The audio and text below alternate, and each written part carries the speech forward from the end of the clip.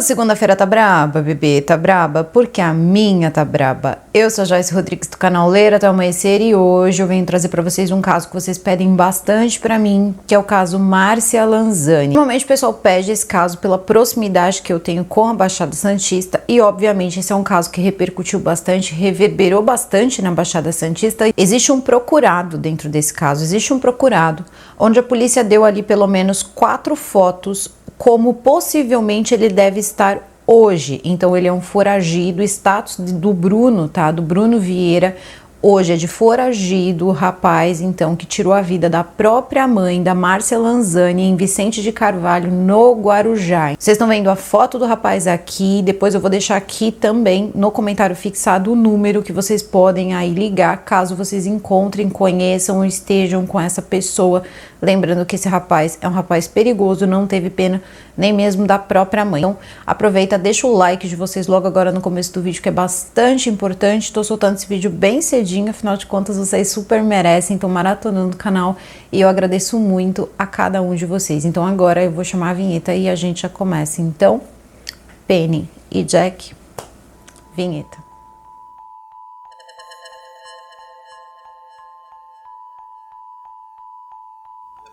Bom, esse caso ele aconteceu na noite, tá, do dia 21 de dezembro de 2020, num lugar chamado Sítio da Cachoeira, lá em Vicente de Carvalho, no Guarujá, e parece que toda a dinâmica, tá, segundo o que eu vi no Aventuras na História, eles deram ali mais informações sobre câmeras de segurança e parece que tudo teria acontecido ali entre 9 e 10 e 38 da noite. A gente já vai chegar nessa parte, mas é muito importante entender o seguinte: tudo isso só vai ser descoberto graças a câmeras de segurança. E muitas perguntas então surgem, porque afinal de contas, Márcia Lanzani, de 44 anos, só morava com uma única pessoa, que era o filho dela, o Bruno Vieira, que na época dos fatos tinha 23 anos de idade. Então aí já levanta algumas suspeitas, porque ela tinha câmeras de segurança dentro da casa. Márcia Lanzani era uma, tá, de 4 irmãs, todas mulheres. Uma das irmãs dela morava em Portugal e todas as outras tinham idades ali próximas, tá? Ela era a segunda mais velha, então todas as irmãs dela têm nessa faixa etária aí dos 40 anos até os seus 45, mais ou menos aí nessa faixa. Ela, com algumas ela tinha uma proximidade maior, com uma outra ela tinha uma proximidade menor, justamente por coisas que o próprio Bruno foi fazendo aí ao longo da vida. Ele, na época dos fatos, tinha 23 anos, só que ele já foi uma criança. Ele já foi uma criança que pegava dinheiro da bolsa da avó. E aí um dia a tia acabou pegando ali uma cena onde a avó tentou repreender o Bruno. E o Bruno achou que ele estava dentro do direito de simplesmente ir lá, né, e acabar machucando a avó. A tia então entra e aí o que acontece, né? A tia simplesmente diz que se um dia ele levantar a mão para a avó dele de novo, ela vai simplesmente, né, revidar. E aí a gente não sabe direito como foi o diálogo, se é a tia que conta, são coisas aí que vão se levantando, uma vez que o Bruno também não se apresenta para se defender. E isso tudo vai ser contado ao longo do tempo. Na verdade, as irmãs, né, da Márcia serão então as pessoas que vão colocar a boca no mundo mesmo, vão contar o que aconteceu e vão contar quem era o Bruno e vão contar também as coisas que o Bruno foi fazendo e talvez daí tenha saído até mesmo a motivação do crime, porque o Bruno não era contente com a vida que ele levava. Ele era filho da Márcia, ele tinha um pai que, pelo que tudo indica, era um pai presente, que não aparentava ali ter um relacionamento ruim com a Márcia, então parece que eles dividiam ali bem as coisas, lembrando que o Bruno tinha 23 anos de idade, então ele também não era mais um bebezinho. A questão era o seguinte: ele fazia faculdade, tá? Então a Márcia pagava parte da faculdade, o pai, que era militar aposentado, tinha direito a um desconto também dentro da universidade, também ajudava com algumas coisas, e a Márcia inclusive deixou ali os estudos de lado, porque ela estava começando a ascender na carreira dela também, para que o filho então pudesse fazer direito. Ele começa a fazer o seu curso de direito, começa a ir bem na universidade, e é nesse momento que ele começa a se envolver então com o grupo de medicina da faculdade. Para o grupo de medicina da faculdade, ele não contava onde ele morava, na verdade ele não contava para ninguém onde ele de fato morava, porque ele achava que o lugar que ele morava era um lugar pobre demais. Ele não levava amigo nenhum na casa dele e ele ainda dizia para as pessoas que ele morava nas Astúrias, que é um lugar aí nobre, tá, do Guarujá. Então Então, as câmeras de segurança mostram exatamente o seguinte, tá? Por volta das 7 da noite, então, chega a Márcia Lanzani do serviço, tá? Então, ela chega do trabalho, parece que tem ali alguma interação pela casa, cumprimenta o filho e tá tudo certo.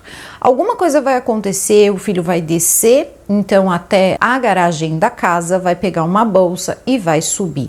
Ninguém sabe qual foi a conversa, parece que a câmera não grava áudio, só que as câmeras elas pegavam justamente a sala, tá? E aí o Bruno faz o quê?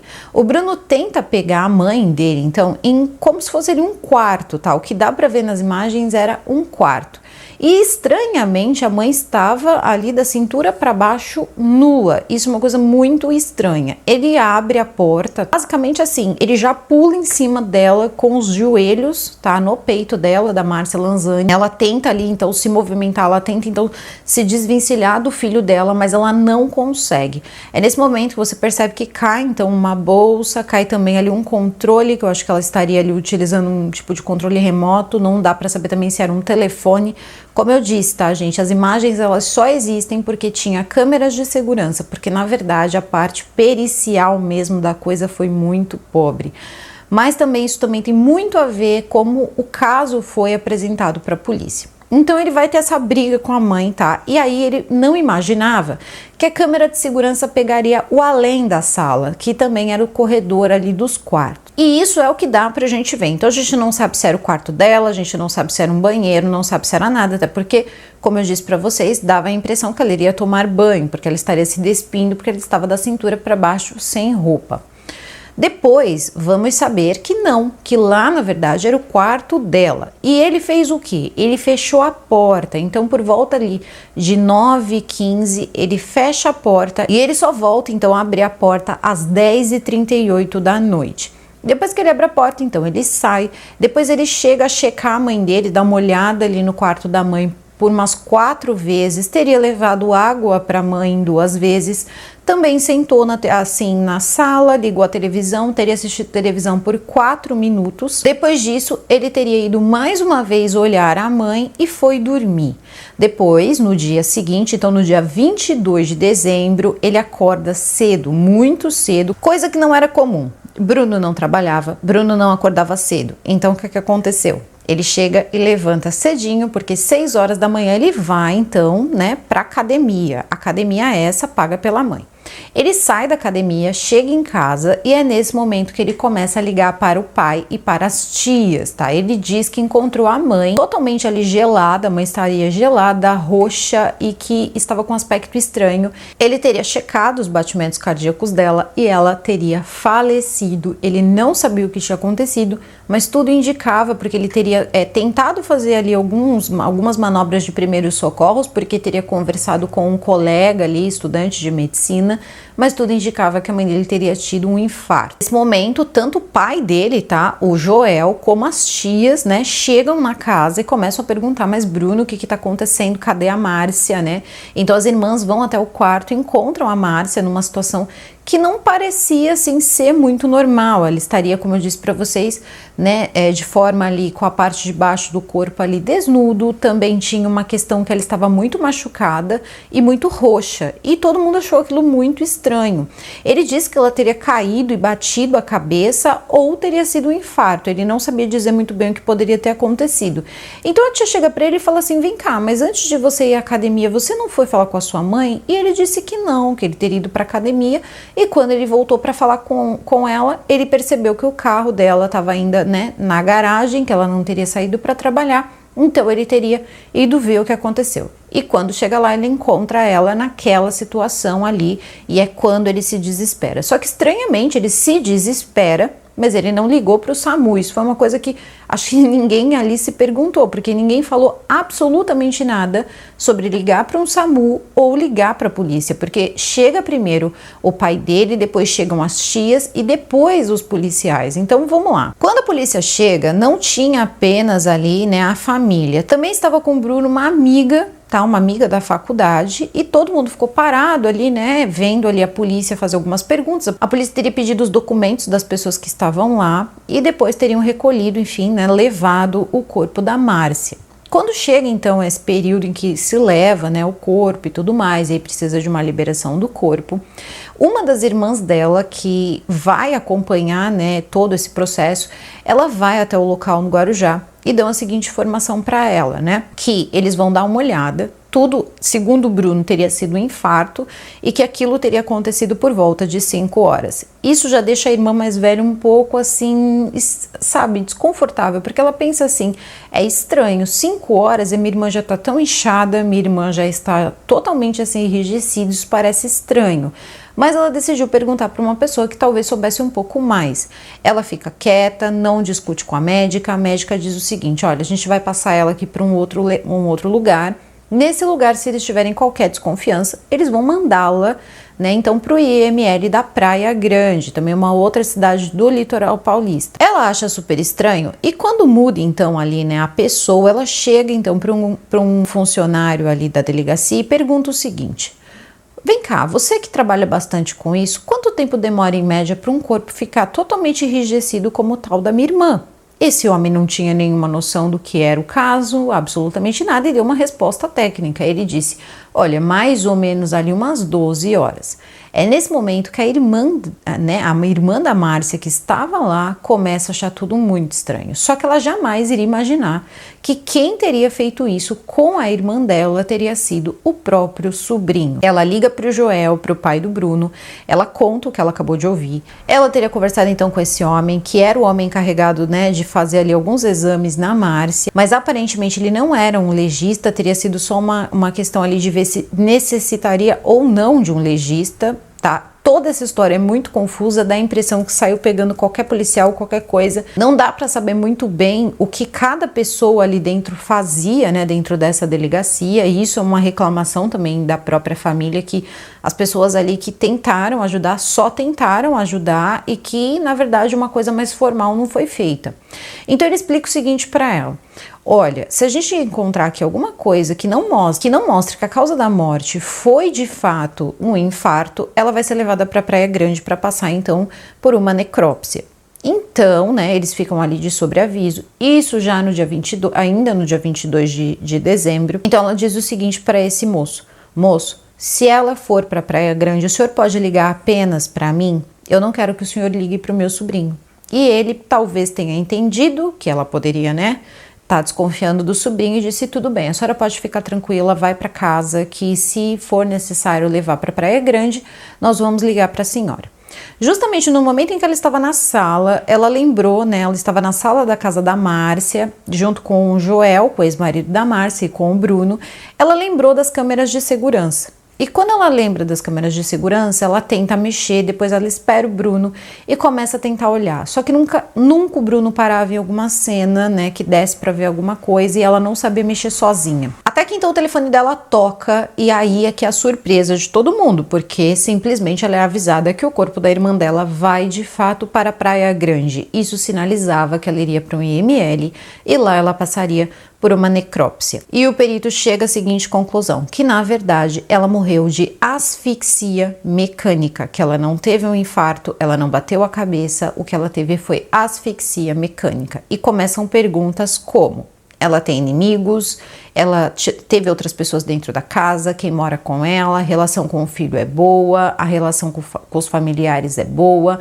com o ex-marido é boa, e aí é que se dá, né, ali a entender que foi de fato um crime. Então, nessa hora a tia, então, do Bruno fica totalmente desesperada. O que aconteceu com a minha irmã Joel, né, fala então com esse cunhado, fala, Joel, vamos olhar as câmeras de segurança. Se alguém entrou naquela casa, vai aparecer nas câmeras de segurança.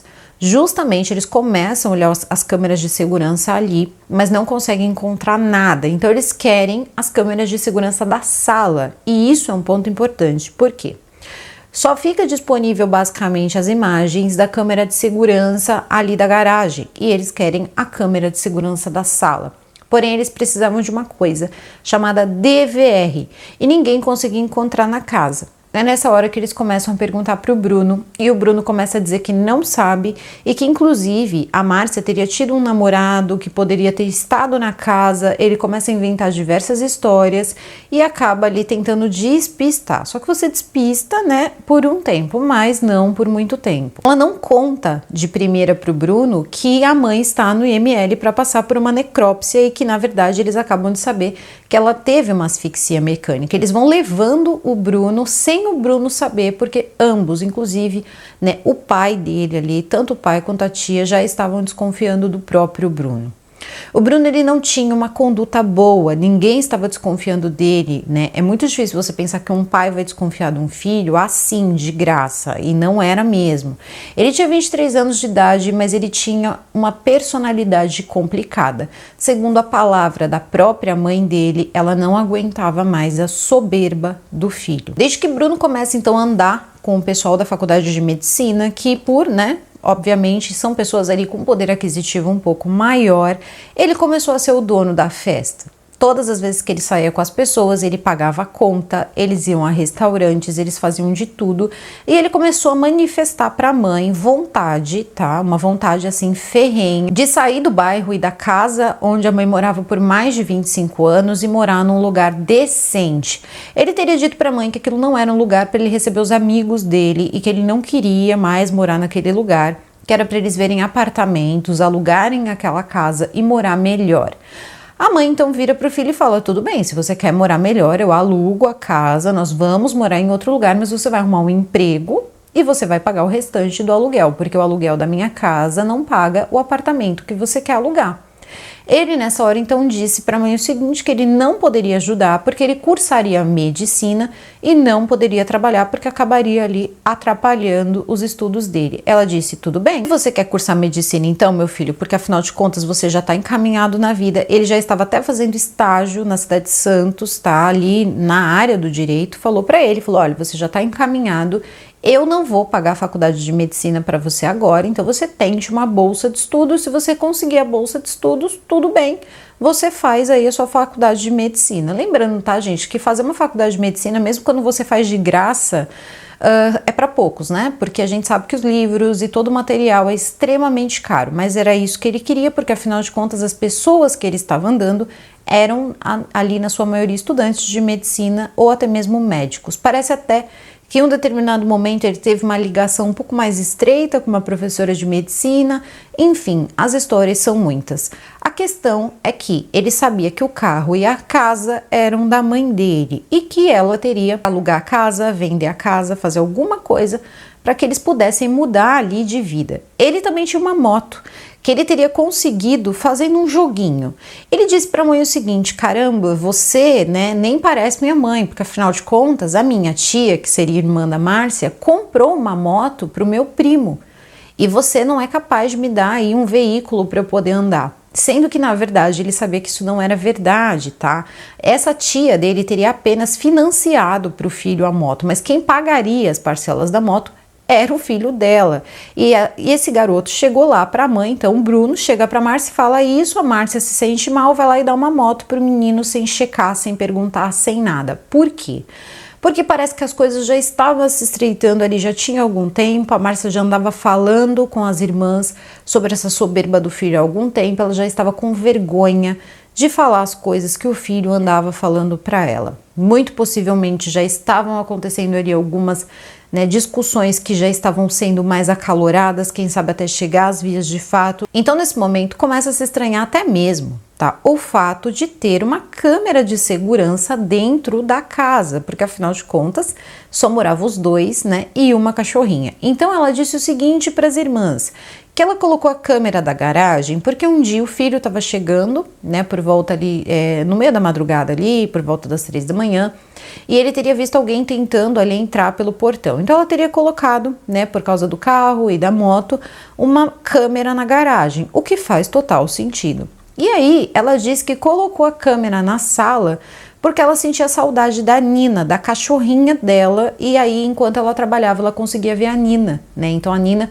ficava ali, ela conseguia ver pela câmera e assim ela sabia onde a Nina estava. E tudo isso parecia muito estranho porque ela tinha essa cachorrinha já há bastante tempo e nunca teve essa preocupação, mas enfim, ela decidiu pôr a câmera de segurança. E no fim vai ser essa câmera de segurança que vai mostrar toda a dinâmica do que aconteceu. Bom, então no dia 23 acontece então a liberação do corpo, só que esse corpo vai ser liberado saindo do IML. Se ele soubesse que o corpo da mãe foi para Praia Grande, uma coisa que ele tinha medo, quando isso foi cogitado, ele ficou apavorado, disse que não, porque ele sabia que pessoas que vão para esse lugar são pessoas que a polícia está desconfiando que aconteceu um crime. Então eles começam a esconder isso dele, tanto o pai quanto a tia. Quando o corpo chega, né, então eles estão lá para receber o corpo e a tia já assina o papel para que ele não percebesse que o papel estava escrito então, né, IML e a causa da morte, que não seria então um infarto, tá? E sim a asfixia mecânica. Tanto a tia quanto o pai mentiram para o próprio Bruno, já estavam desconfiados do próprio Bruno.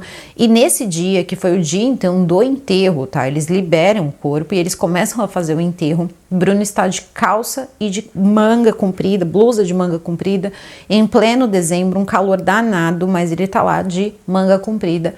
Obviamente porque ele escondia alguma coisa. E o que Bruno escondia? Bruno escondia unha, marca de unha no braço. O braço dele estava unhado. Em um determinado momento ele esquece, tá? Porque isso é muito comum, você tá com calor, você puxa a blusa. E quando ele puxa a blusa, a tia que estava desconfiada dele simplesmente percebe que tinha marcas de unha, como se alguém tivesse tentado segurar o braço dele com a unha.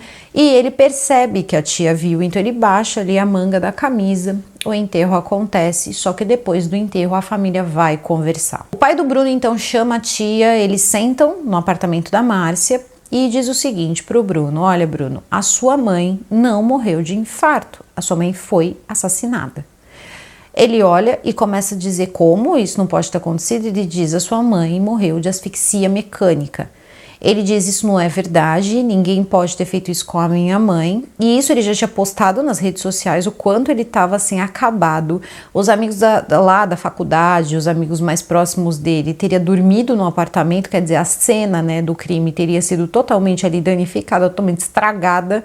E ele começa a falar que ninguém iria fazer aquilo com a mãe dele, que não aconteceu nada disso, a mãe escorregou no xixi do cachorro e isso teria feito a mãe dele cair, que essa era a verdade. O pai vira e fala: não sou eu que estou falando, nem a sua tia quem está falando, é o legista, e coloca o papel que diz então que a causa da morte dela foi asfixia. Nesse momento o Bruno nega veementemente, o pai pede as câmeras e aí eles não conseguem encontrar o tal DVR que teriam as informações ali das câmeras. Nessa hora então o que acontece é o seguinte: começa um processo policial, porque afinal de contas o que aconteceu ali foi um crime, então policiais vão começar ali a procurar. Policiais então chegam nessa hora, tá? E começam a olhar a casa, pedem para olhar a casa, eles são ali, né, direcionados a vários locais da casa, e quando chega ali, né, na parte das câmeras, os policiais então verificando que as câmeras estão em perfeito estado, no local certo e que daria para extrair informações das câmeras, perguntam do DVR, e o Bruno responde: o DVR está aí.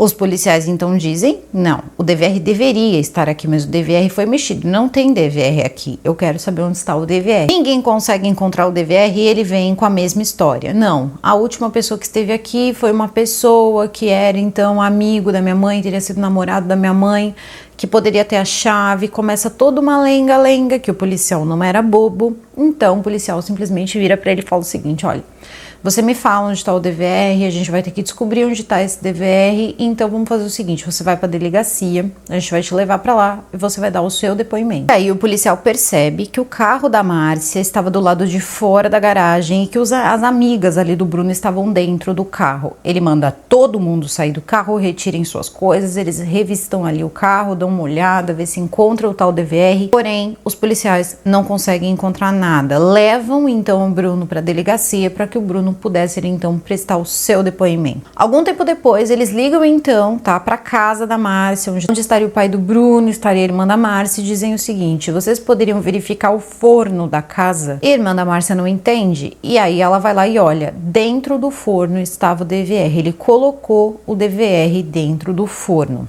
Então a polícia pergunta para ele por que ele colocou o DVR dentro do forno. Ele explica o seguinte: ele teria brigado com a mãe, e para que uma briga não fosse mal interpretada, ele teria escondido o DVR. O que ele estava dizendo? Ele estava dizendo que, na verdade, ele e a mãe teriam brigado, chegado às vias de fato, que era o que ele sabia que o DVR mostrava. São as cenas, então, que eu contei no início do vídeo, que ele ali, né, chegando às vias de fato com a mãe, até que ele fecha a porta, ele fica 1 hora com ela lá dentro, e que depois, como a mãe teria falecido, ele ficou com medo que as pessoas pensassem que ele tinha feito alguma coisa com a mãe dele, e por isso ele escondeu o DVR e que ele não tinha feito absolutamente nada. Ele simplesmente deu o depoimento dele, contou essas coisas e saiu pela porta da frente da delegacia. Ele teria voltado para casa. Todo mundo ficou chocado com a situação, porque todo mundo percebeu ali que ela tinha sofrido uma asfixia mecânica. A polícia não manteve preso. Ele teria ficado então em liberdade, e o que acontece? Ele foge. E aí vem uma nova pergunta: fugiu para onde? Porque as pessoas queriam saber onde ele estava. Algum tempo depois, já em 2021, é decretada então a prisão dele, ali a prisão preventiva dele. Porém, era uma prisão preventiva para um Bruno que estava fugido. Bruno não estava na cidade.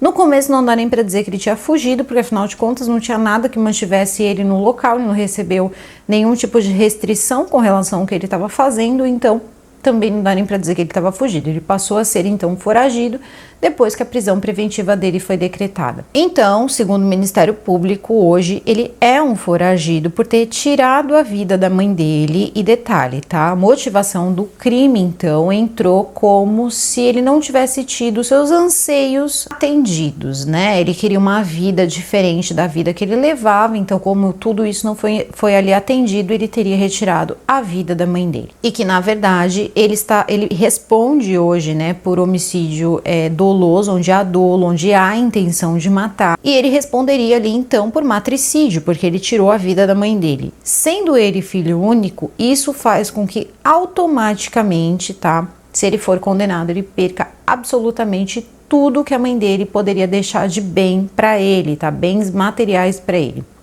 Eu vi, tá, numa fonte do Aventuras na História, que parece que além da casa e do carro, ela também teria alguns seguros do emprego, seguro do banco, alguns seguros ali, mas eles não entram em detalhes de qual tipo de seguro seriam esses, quem receberia, nada. O Bruno então fica foragido, ninguém consegue encontrar o garoto, né, ninguém sabe onde esse garoto não, um homem, né, onde esse menino tá. A tia diz que a última informação que ela recebeu é que ele estaria em Curitiba, mas ninguém sabe com quem, e ele teria no Dia das Mães, depois de tudo que aconteceu, de tudo que ele fez com a mãe dele, ele teria postado no seu Instagram, tá, lá nas suas redes sociais, que ele agradecia muito, uma foto dos dois juntos, e que ele agradecia porque ela mandou anjos para protegê-lo da mentira.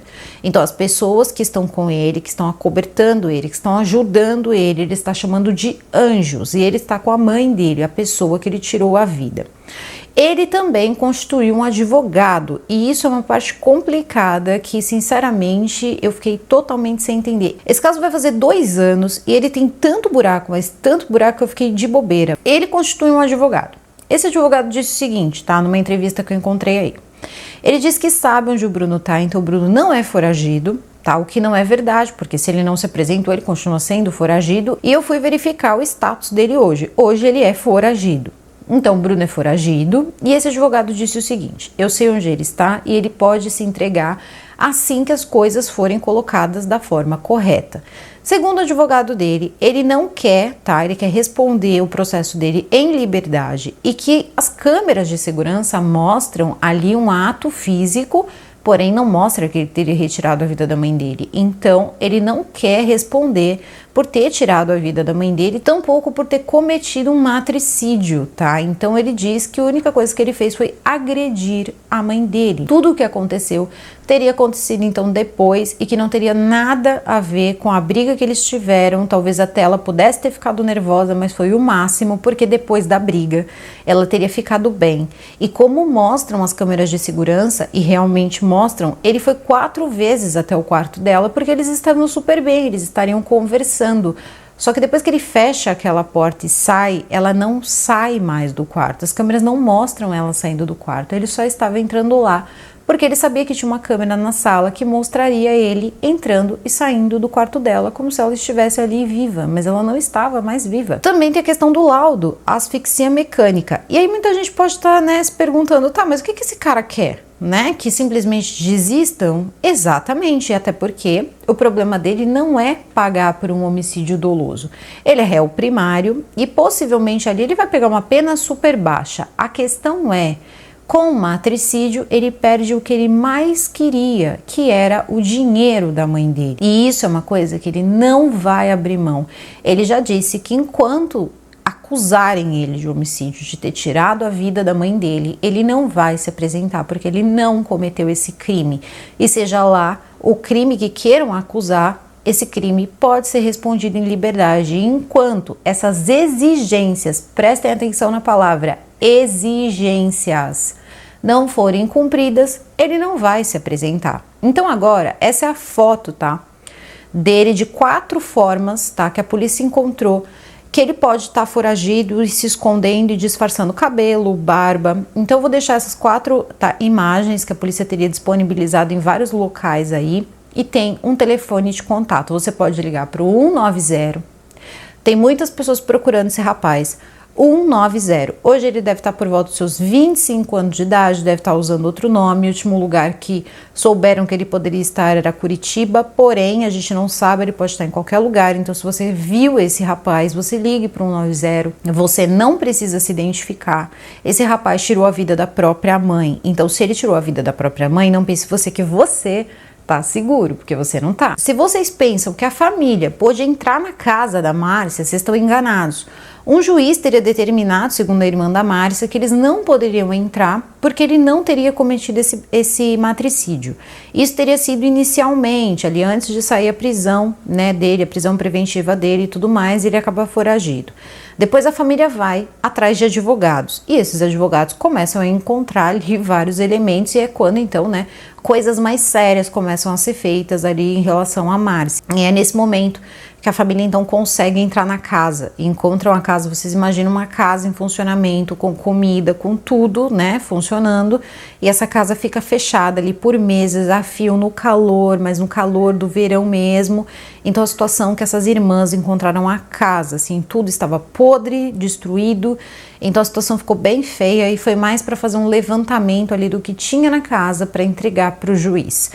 Porém, nem tem rastro desse rapaz. Já faz muito tempo que a irmã da Márcia está pedindo para que as pessoas falem desse caso, para que as pessoas mostrem, compartilhem, tá, essas fotos aí, as fotos que, enfim, a polícia aí acabou disponibilizando e os advogados dela também, para que possam encontrar então esse rapaz, para que esse rapaz possa pelo menos ali ter esse encontro ali com a lei, porque afinal de contas ele acha que ele vai passar despercebido e que ninguém vai pegá-lo. Todo o problema desse caso é o seguinte, isso vai ficar por isso mesmo.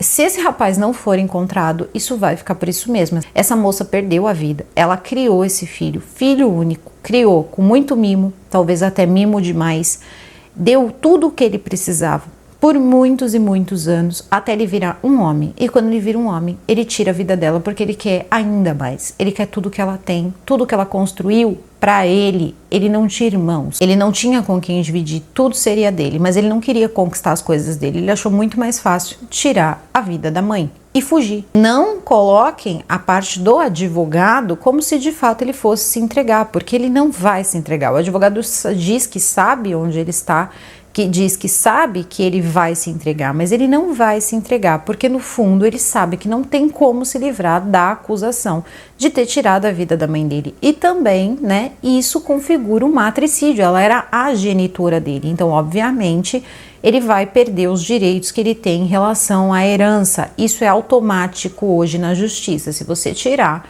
a vida, né, de um familiar seu, sua mãe, seu pai, seus irmãos, enfim, você acaba ali perdendo, né, esse direito automaticamente. Antigamente precisava entrar com pedido, hoje é automático, então ele vai perder, tá? Ele está sendo acusado por homicídio doloso, então obviamente ele sabe disso e ele estudou direito, né? A mãe dele pagou essa faculdade para ele. Então, se vocês viram em qualquer lugar esse rapaz, liguem, tá? Liguem para o 190, a ligação é anônima, vocês não precisam se identificar e vocês ajudam a família que até hoje não consegue se recuperar dessa perda. Procura por ajuda, procura por justiça, tá sempre nas redes sociais, tá sempre procurando pessoas para ajudar. Se vocês conseguirem ajudar essa família, por favor aí, deem uma ligada, prestem atenção na foto, repassem essa foto, não precisa repassar o vídeo não, repassa só a foto com o número de telefone e coloquem foragido, que vocês vão ajudar bastante tanto a família quanto a polícia. Eu vou ficando por aqui, o vídeo vai ficando por aqui. Eu desejo a todos vocês uma excelente semana, uma semana maravilhosa para vocês. Um super beijo e até o próximo vídeo. Fui.